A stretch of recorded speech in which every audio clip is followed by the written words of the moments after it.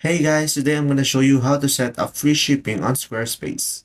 So first things first, go to Commerce. And here on the Commerce, we are going to go for discounts. And then here at the discounts, click the add button. And here at the promotion, you can choose free shipping. And now let's fill up the name and fill out any necessary information needed in order for this to complete.